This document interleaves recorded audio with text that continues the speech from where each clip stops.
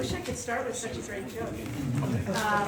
But I'm Denise Quayle, I'm the Managing Director of Clinical Services at Kids in Crisis. And this is Erica, technical wizard, our external affairs person. And we thank you so much for having us. This is so great. I might sneak in every Thursday. It's such a great group. You can become a member. There you go. Always the key. Okay, there you go. I'll definitely want to go to the Lobster Fest. So we wanted to give you an overview. I mean, many of you know us, I'm sure, over the years.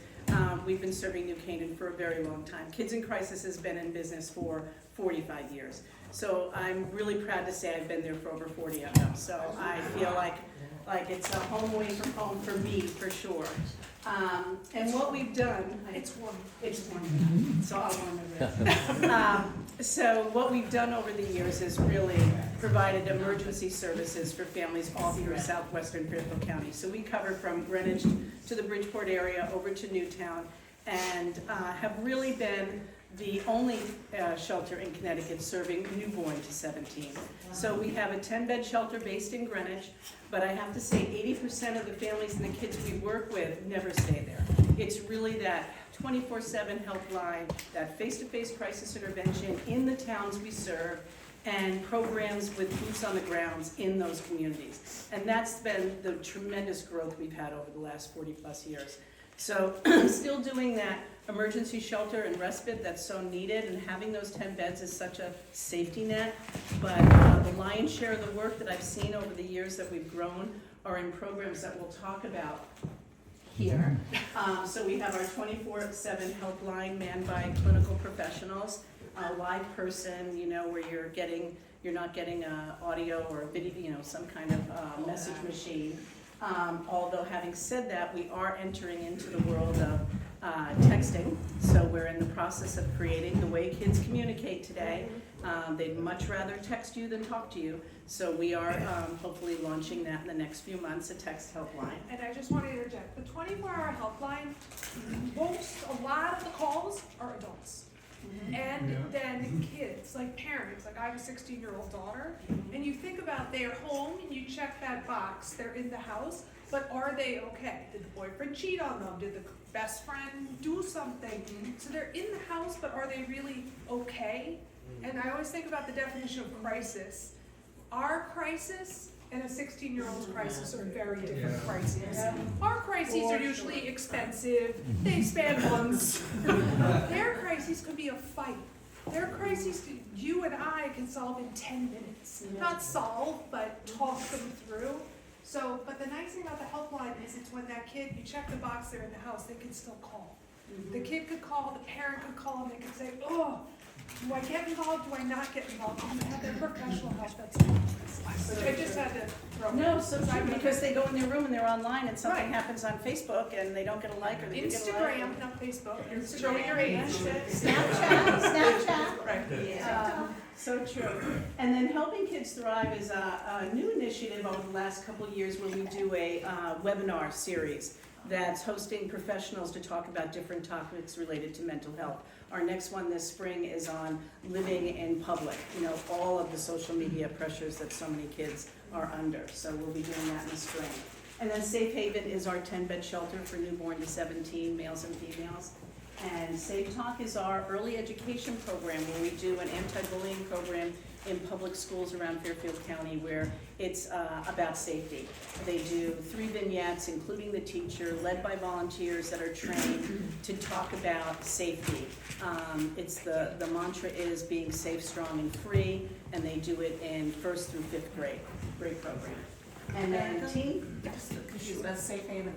Is that just for the kids, or would it be for the parent as well? Great question. It's just the children. It is, okay. Yeah, so just the kids stay there. Oftentimes it may be parents, if it's a homeless situation or something of that nature, maybe the parents can do couch surfing, but they want their kids in a safe place where they can go to school every day. So really important part. And it's also like even teenagers, sometimes there's that, you need that space sometimes. And the other thing, I love the story of an ambulance driver going to pick up a mother in labor.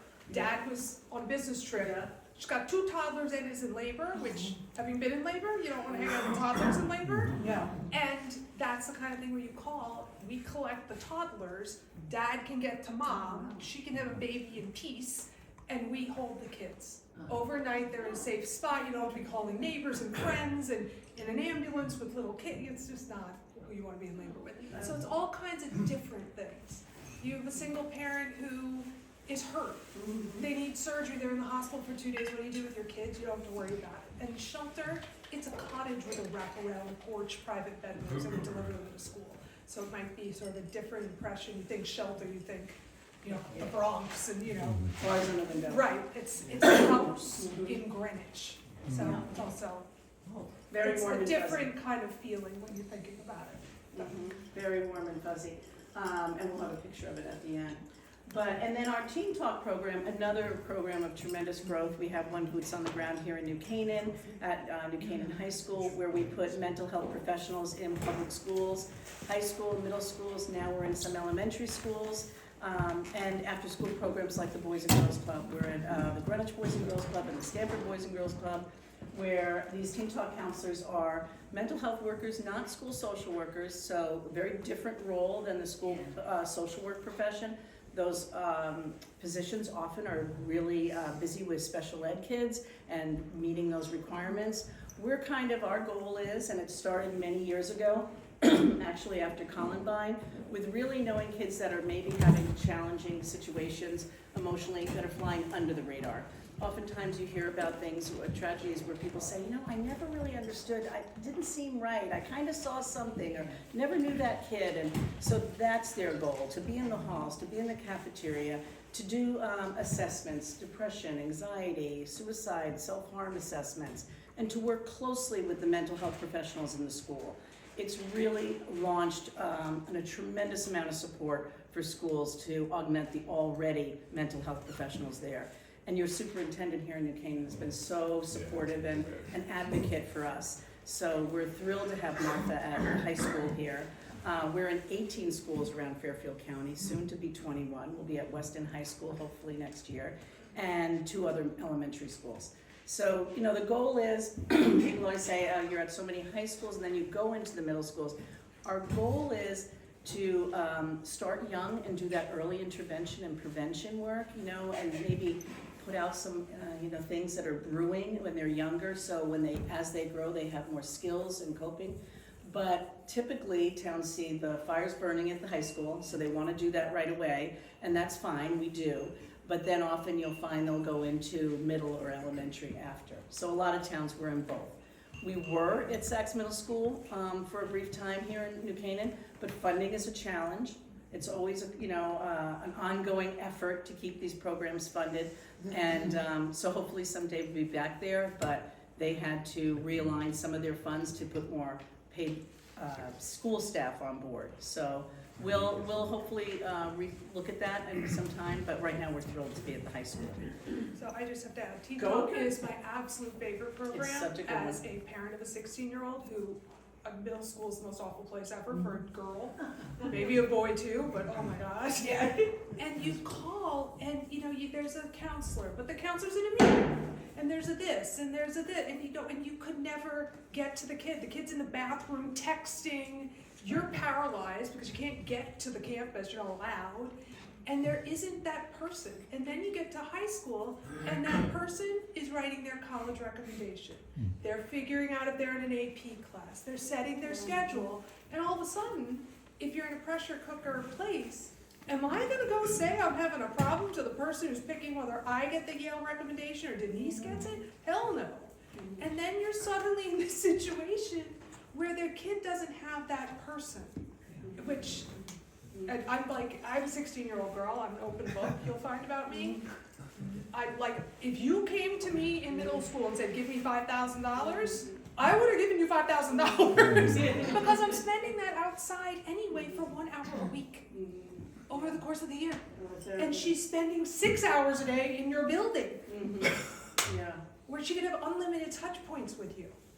Like, And I think the other piece that's really helpful for communities, and especially now that Sandy Hook Promise is involved with a lot of towns where they have this 24-hour support, we're 24/7 support for the town as well. So we partner with those anonymous alerts and those other programs that are out there where we can put a face to it at night, where outreach is available to go meet with kids on the weekend or after school or with parents in the evening. I mean, that part, the wraparound piece of 24/7 has really been, I think, one of the most valuable parts of Teen Talk. And then Lighthouse is our LGBTQ+ support social groups. We have around the county, we have 6 of them right now. One's in New Canaan at the YMCA. And a great opportunity for kids to have a safe place to go and talk with paid staff that are trained to work with this population. So that's been a great growth. And then Safe Place is, it's something that started in the Midwest that no one ever thought really in this area we'd need. It was a way to identify businesses in a community that if a child were to be looking for help, that you'd have this symbol, this yellow sign that's Safe Place. And those people in that building would have been trained by a professional nonprofit that would have them oftentimes just sit there and wait till a professional came. We did it, as a kind of a marketing opportunity to let people know about services. We get a lot of hits on Safe Place. We put them in fire departments, police stations, and train their staff into typically just calling us, the 24/7. We're usually close by, so that's been a nice addition. And then our funding is a variety. We're like every other nonprofit. We get government grants, we get municipal dollars, we do private fundraising, a tremendous amount of events. We used to hold an annual event that someone's resurrecting here in New Canaan called Share the Love, hopefully, knock on wood. We've done it in Ridgefield for probably the last 25 years called Have a Heart. And we do a gala in Greenwich. We have a golf outing, as you guys do, and great opportunities to raise private dollars and awareness. So we do, obviously, foundation grants, and we're very, very appreciative of everything at the New Canaan Community Fund. I mean, partnering with them over things over the last 20 some odd years has been wonderful. And don't hesitate to interrupt and ask questions, because we'll buzz through this. Now my favorite program. Teen Talk. So Teen Talk, as I said, exclusively is just an opportunity to get more mental health services in schools. I mean, the issues we're seeing is around the area of anxiety and depression. These issues were there before COVID, but certainly COVID put it on steroids. It's just really ramped up. So a lot of what they do at Teen Talk is talk about ways to give kids coping skills and to support parents, because I agree with you, Erica, they're at their wits' end too. I mean, oftentimes parents don't know what the next step should be. So I feel like we're a good connector of services. We don't do long-term treatment, but we work with a ton of people that do. So if someone needs a fast track to a clinician for an emergency assessment or something, I feel like we're really helpful in that regard. I sit on the behavioral task force for Silver Hills Urgent Assessment Program, which kudos to New Canaan for starting it. I'm fighting very hard every day in the towns we serve to get other towns to buy into it. I'm feeling like this close to Ridgefield getting in it. And we work in Weston, they're joined on, so it's an incredible resource you have right here in town. They're just doing an incredible job. And I think the point that I was saying is as we started after Columbine, and we've done a lot more work after Sandy Hook about identifying at-risk youth early on intervention. You just want to do that prevention and supportive work as soon as possible. And then Club Talk we mentioned, and Kid Talk are the elementary programs, and at the Boys and Girls Club. And these are the schools we're in. And I soon to be 2 more elementary schools and Weston High School soon. So this kind of gives you a little overview. Go ahead, you unpack this part. So 4,065 unique or individual kids, like you're a kid, you're a kid, you're a kid. You might use it 8 times, you might use it once, you might use it 12 times.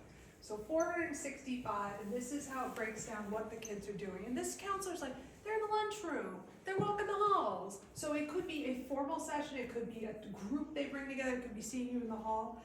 This is on average 225 kids in each program are accessing the Teen Talk counselor. 225 kids. I did, per year. Per year. 18 programs, that's a lot. Okay. I was like 225 a day. I was like, that'd be busy. That would really be a problem. But like, you think about seeking out that help in each program. And this is an average, but I don't want to be able to talk. So then if you add it up where maybe Amy goes 8 times, I go once, Denise goes 4 times, you add it up, and then you end up with all of these different numbers or different ways we're interacting. So the 6,130 could be me 3 times, you twice, but if you add an informal sessions is that you're in the hall, you're in the lunchroom, and kids like, oh my God, I had to fight, Then parent guardian meetings, case collaborations. So sometimes it is the counselor talking to the school staff, sometimes it's the counselor and the school staff talking to the child, or the child and the family, referrals out. Recurrent topic groups are maybe every Tuesday, they have a discussion about something. Presentations, which is kind of like this, but in the school environment, and even home visits. You add all that up and do some division, which I did at home, you end up with 3.7 touches a day for every counselor. And you figure like a counseling session could be a topic, could be an hour, and then setup. And you think about that's like a full day job that these people are being called upon by the kids. Like that's a lot of touch points. So, anyway, I think I think the home visit piece too is another unique. We try to think of ways that we can be supportive to the schools that are outside their wheelhouse. And I think it's hard for school staff to leave the building and go to the house. We had a situation in Greenwich recently where a student came into one of our teen call counselors and said, I'm worried about my friend. I was online with her last night. She wasn't doing well, and now she's not in school. Okay, no problem. Call home, no answer. Call dad and mom, and they say, no, she went to school. We're at work. No, she's not here. All right, so round up everybody, meet at the house, and sure enough, she was at risk and was at home. Ended up, we went to the hospital with her. School staff could go back to school. We sit at the hospital and work with the family and do next steps. But it's that kind of ability, I think, that schools really find valuable and helpful. So then, our crescendo, so you go, okay, that's a lot of touch points, but maybe the kid's having a fight with a friend. Here are sort of what the counselors are seeing when their kids are coming in. So you have crisis safety assessments, which is significant. You have accompanied to a hospital, suicidal ideation, self-harm. Then, we can take these as sort of not immediate, like we have a problem, but that's 10 kids per program that are presenting with one of these 4 problems. And you say, okay, well, it's 10 kids. It's a lot of kids.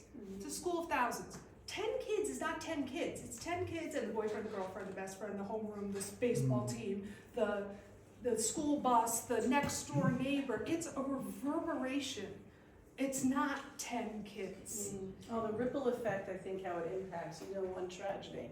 And New Canaan just had a tragedy, and you could not have handled it any better. Your school, your clergy, everyone was so incredibly responsive, and but it does affect, it has that ripple effect on the siblings, the families, and the friends of all these kids. The teachers, the everybody. Even the people who don't know. Right, Yes, but of no course, others. yes, you just, Right. it pains you, Yeah. just one student. So, but 10 kids per school. If you think about a high school, there are only 4 grades. That's more than 2 kids per grade. And if you think about these towns, they all know each other.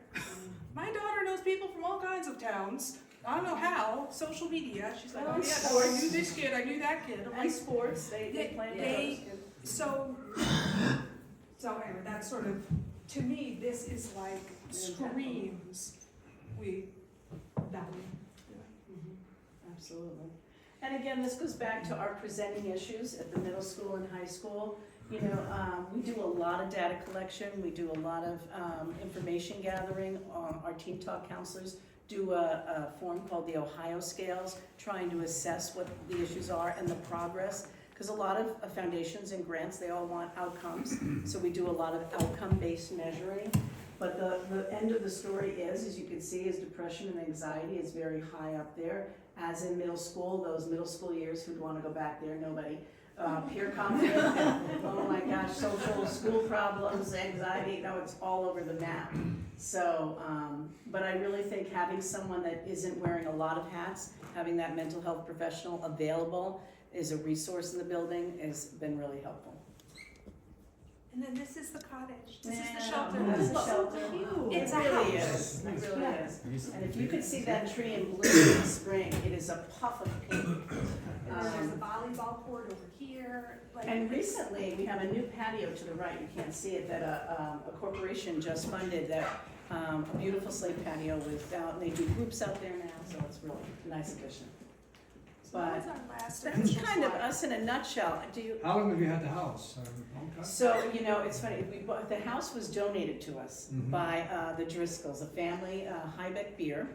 They owned the house for years, did nothing with it. It used to be on the property of Greenwich High School. And people that were in town remember when it was moved, you know, and all the Big deal. lines were lowered and they moved it down. So it was donated to us in 1993. Uh-huh. So we renovated, it's historic house, thinking of your book, it's a historic house with aluminum siding. You know, and that's kind of a disconnect, but, That's now historical too. yes, I guess so. But it's a great house, and it's just a warm, fuzzy place to be. So for those respites, when parents and kids need to separate a little bit, let things cool off, we get them to school every day, they still play sports, they get to all their services that they're involved in, and the average length of stay is about 12 to 15 days. It's really a quick, we do group, individual, and family counseling. The end of the house is a beautiful privately funded medical clinic. We have a nurse practitioner and an RN, and they do a lot of catching kids up on all kinds of stuff. And so that's been a great addition. The TLC Health Center is in there as well. And our Is that outreach. connected to Kids in Crisis, or is that a separate Yeah, organization? our building's right here. No, TLC. the health center, the TLC Health Center is in that building, and it's ours. Okay. But it's Yeah. overseen by a school-based health center. So what it is a school-based health center placed in our shelter, which was a great partnership for us. We love it, and that's run by the Family Center in Stanford. I remember working on that in 1993 with Bruce Cohen as a lawyer at Greenwich, who contacted me and said, we've got to get this approved.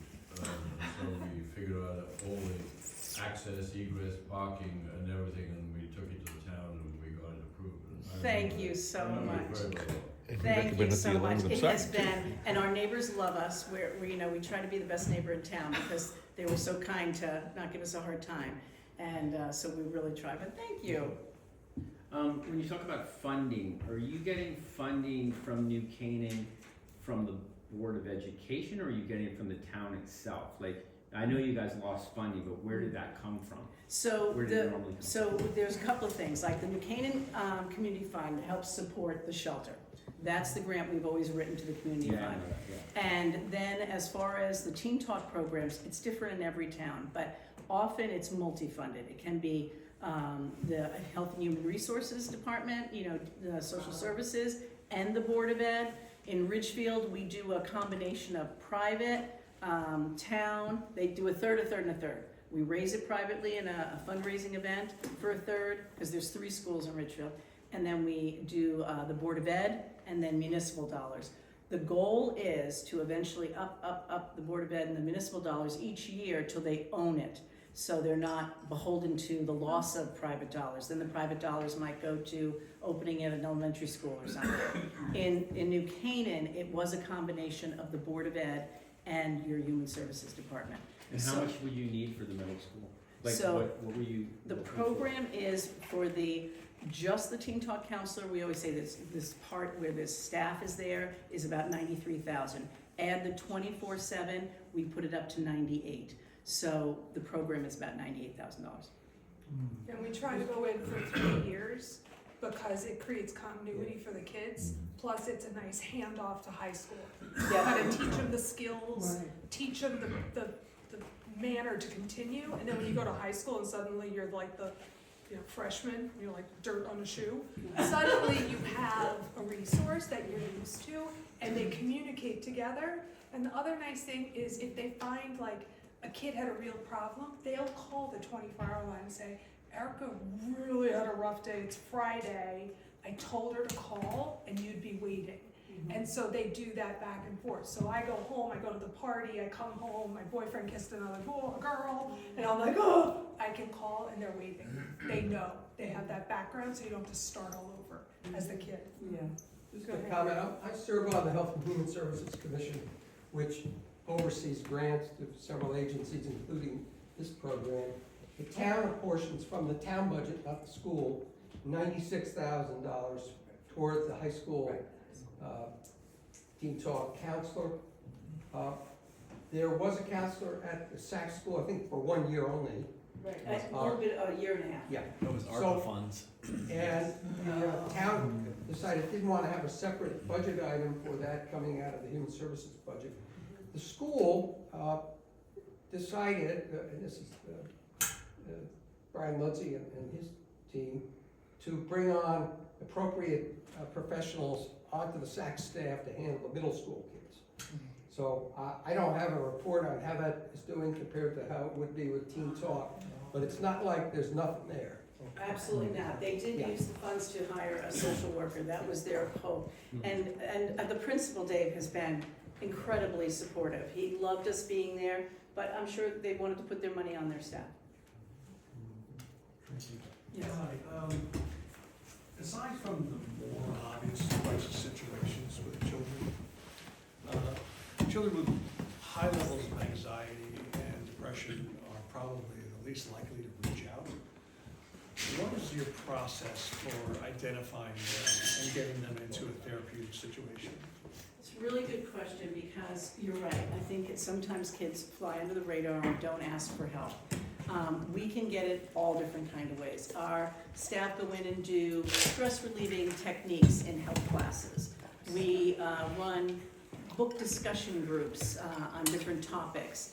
They may do a lunch bunch kind of thing to kind of attract kids that may be coming in for one reason, but as they get to know and gain a comfort level with the Teen Talk staff, then more can come out. Kids are referred by their friends. They come in a group and say, we made our friend come because we're worried about her. Parents can call and say, you know what, we're having a family thing going on. We're just a little worried about our child. If someone could just put an ear out and just, if something comes up, you know, that kind of thing. It can come in all different ways, And we did last year, this was like my first week, so don't test me on this number, but it was something like 60%. It was like the majority of referrals were coming from kids. Kids saying, I'm looking out for my friend. Because unlike us who are old and weathered, didn't grow up with mental health being discussed, these kids aren't. So they are very quick to bring in their friends when they see a problem. They know they're over their depth. They know this kid needs help. They don't think it's an issue needing help. And a lot of kids refer in their friends. And then the other thing that was interesting in Darien, we had like a town meeting, we were chatting about the program, and one mom somehow ended up at this meeting, sat next to me. She was like a court stenographer with the notes, texting people the whole meeting. I was like, God, what is she up to? She, at the end, and I didn't know who she was, at the end she identified herself. She's like, I am the president of the PTA. I was like, oh, okay, great. And she said, we need to have a meeting at this middle school. I am the president, and I didn't know this existed.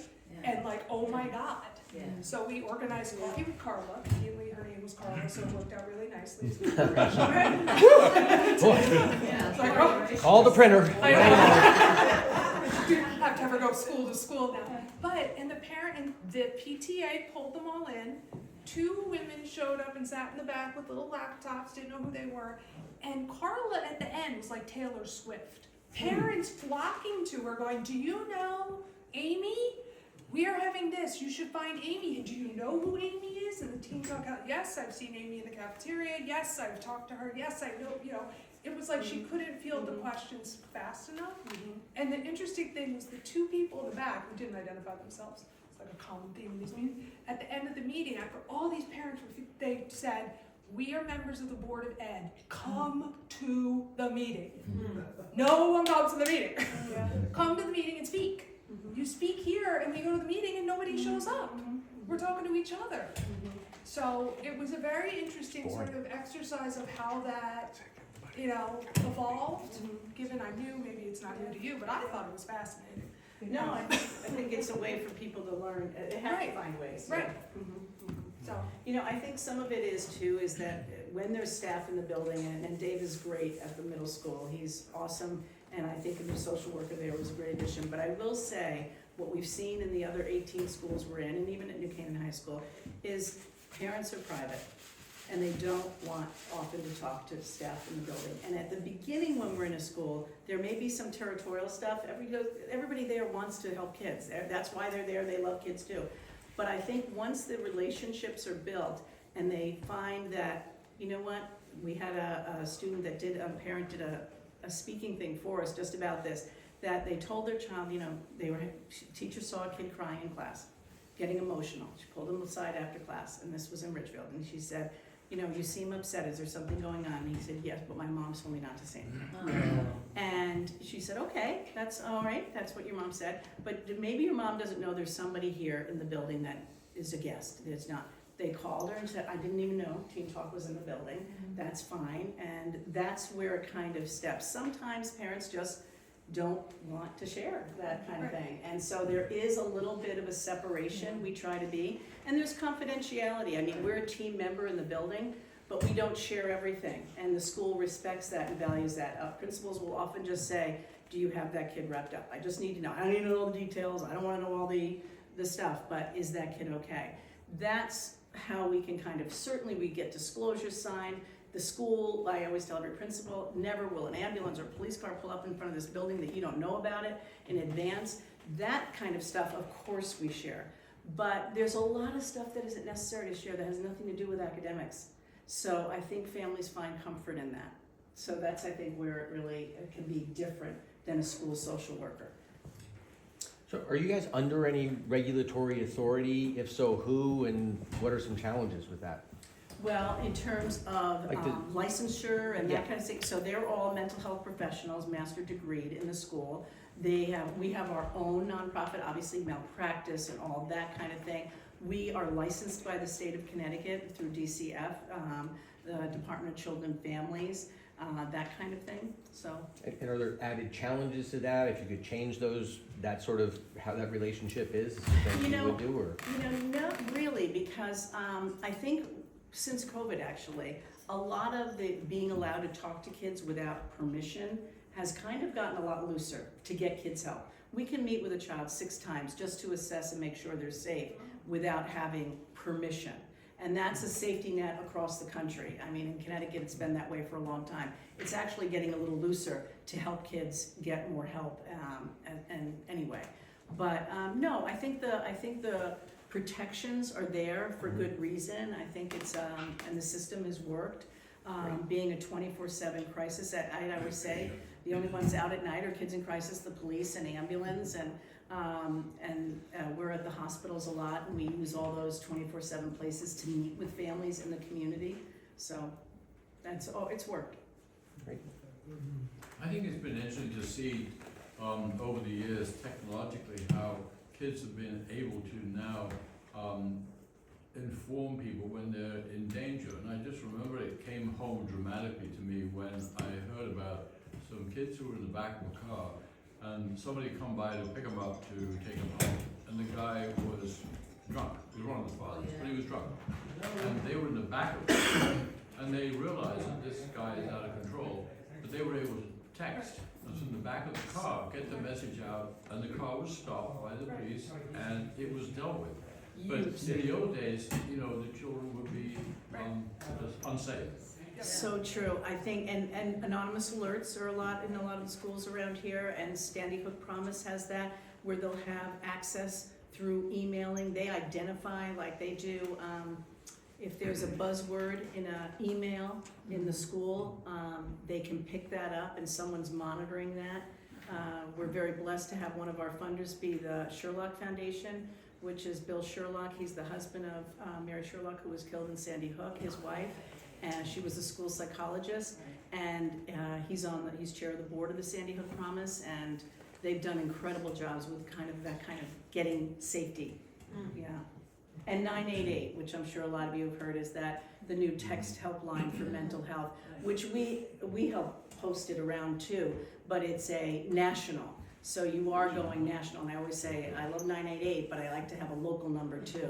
So we partner with them a What lot. does 988 get you to? To a national helpline for emergency psychiatric services. So if I Yeah. text the 988, You'll get a live person. A lot of Rotarians have to do that after a meeting. They have the Rotary section. You Yeah. say no, 3 using your baby. Rotary is 988 plus 1. So happy. How busy is your helpline? Yeah, really. You know, the helpline is a fairly busy, because of, as Erica said, we get everything now. And now that people go online and say, kids in crisis, we just took a call from Japan. We get calls from Oklahoma. We send police, we just did it the other night, to a grandmother that was in Wisconsin, worried about her grandchild in Chicago. And we were on with the Chicago police trying to connect that, you know, that happens more than you'd think. It's really, so we've become kind of the crisis hub. But, so it's busy, and it's busy for Fairfield County. I think we find, and I don't think we cause problems, but when we have a teen health counselor in a town, our helplines for that town go up. And it's because you have this trusted adult that you've made this connection, and they feel more comfortable. They don't feel like a stranger calling. For what you said, we may bring an outreach worker up to meet with the family and say, listen, if you're worried this weekend, let me introduce you to Scott, who will be around on Saturday. And he can meet you now, and then if you need him over the weekend, he'll be available. You know, that kind of It's personal It's connection. the same with us. We start with a new doctor, and they're like, "And what medicine are you on?" You're like, "Oh, here we go again." Yeah. Start at the top. Start at the I was top. born. You know? And So true. but if you eliminate that, it eliminates the barrier. Yeah. Like your doctor retires, do you ever go for another colonoscopy, or you're like, "Oh my gosh." Yes, you do. I know I do, but it's like, you know. You know what you say about the buzzwords is so interesting, and now of course the kids all have phones. Yeah. But it reminds me of my daughter, who was just on the beginning of that, when she did a babysitting course or something, they taught them if they were babysitting and the parents came home and the babysitter thought they were either inebriated and shouldn't drive them, or somebody was being predatory, which actually I had once. And nothing happened, but it got weird. When I was a kid, that they're supposed to call home and say, "Hi, I just thought I'd call and let you know we're leaving." Right. And then say something like, "And when I get home, I think I'm gonna wash my hair, so I'll be up late." And the washing the hair was the cue for the parent to come and pick them up. And That somehow is they were supposed such- to keep the babysitting family from driving them then. I wasn't sure how, but that gave them some sense that they had some control. Yes. These are the kind of strategies and tips I know teen talk counselors talk to kids about all the time. What to do when they're put in an awkward situation at a party, everyone's drinking, you don't want to drink, how to say you need to go home, how not to get in the car with a friend or an adult. Yeah, for sure. Those are great plans to have in advance. We're getting the bell. I know, we're getting the bell. One minute. Thank you, this is such important work.